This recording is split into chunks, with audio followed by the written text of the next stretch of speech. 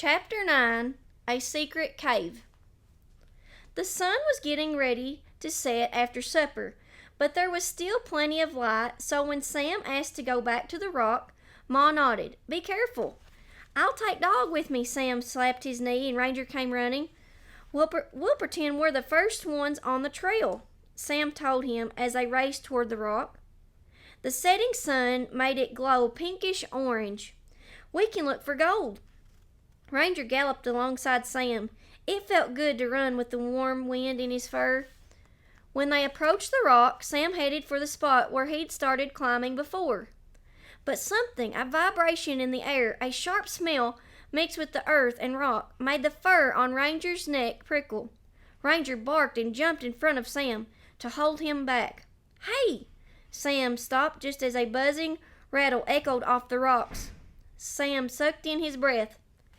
Curled on the rock ledge right where Sam had been about to step was a snake, a rattler that had to be almost 4 feet long. Its forked tongue darted out, tasting the air. Its tail vibrated faster, sizzling with a high-pitched warning, "Stay away." "Be still, Dog," Sam whispered. "Don't spook it." His voice was tight and scared. Ranger growled low in his throat. The snake raised its twitching tail and another angry buzz filled the air. The snake tasted the air again and then turned and slowly slithered away through the dust and dry grass into a crevice. Sam let out a rush of breath. "You are the best dog in the world." He sank to his knees and wrapped his arms around Ranger's neck. Ranger could feel him shaking. Sam held on for a long time, and when the trembling went away, he gave Ranger one more squeeze and stood up. "Now, let's climb to the top." Sam stepped carefully from the ledge to ledge, watching for snakes, but he didn't see any more. He climbed higher and higher, with Ranger on his heels. Finally, Sam stepped onto a ledge with some shade and plopped down to rest. "Let's take a break, Dog. Then we can go the rest of the way to the top." Ranger didn't want to take a break. He thumped his paws on Sam's chest, knocked him over, and licked him all over his face. That usually got Luke moving again when he was tired. But Sam only laughed. "I just need to catch my breath, I promise." Ranger licked Sam's ear one more time and wandered off to sniff a wide crack between two of the rocks. It smelled damp and cool. He pushed his nose in a little more. It was a deep crevice. Ranger barked. His bark echoed somewhere that sounded far away. "What'd you find, Dog?" Sam leaned over him to look into the crevice. "This looks like it goes on for a bit." He turned himself sideways and wiggled through until he disappeared. Ranger barked. "It's okay, come on in, Dog." Ranger squeezed through the narrow passageway until it opened up into a cool room with rock walls. He barked again, and his woof bounced all around. "We discovered a secret cave." Sam looked around. When his eyes got used to the shadows, he saw writing on the walls. More names. No, I guess we didn't discover it. Looks like someone else was here first. Ranger liked the cave.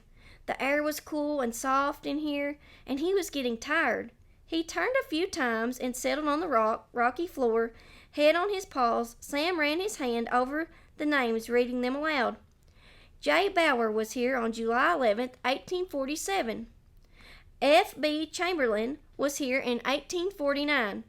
Look at all the names. Brisby, Hawk, Connor. So many people were here before us, Dog. Do you think they saw rattlesnakes or got sick or had to scare off buffalo stampedes? Ranger lifted his head. Luke used to talk with him like this sometimes when they were alone in the backyard or up in Luke's bedroom. He'd talk about important things and ask questions as if Ranger were another person. Ranger could never answer, but somehow Luke always understood he was listening. Sam seemed to understand too. I wonder if they all made it to the Oregon Territory or California or the Great Salt Lake or wherever they were going. Sam traced another name with his finger. I hope so. Then he added, even more quietly, I hope we all make it too. Ranger stood up. He walked over to Sam and nuzzled his hand. I'm so glad you came with us, dog. Sam gave him a good long scratch behind the ear. We should go. It will be dark soon, and Ma will have a fit if we're not back. I'll race you down. At the campfire that night, Sam told everyone the story of the secret cave full of names and the rattlesnake and how Ranger scared it away. You're a mighty fine dog, Ma told Ranger. She slipped him an extra thick slice of bacon. Good job, boy.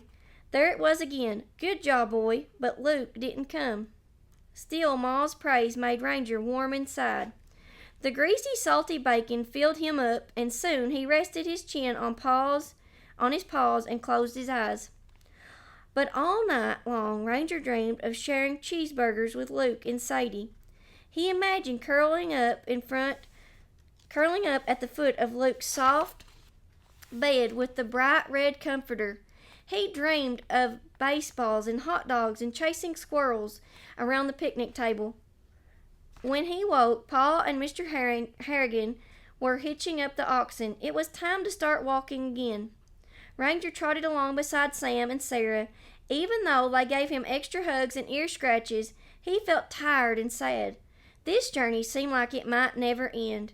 Ranger had found Amelia when she was lost. He had warned Sam about the buffalo. He had scared off the snake. What else was he supposed to do? There was no one lost to find. Was he going to keep walking behind this wagon forever?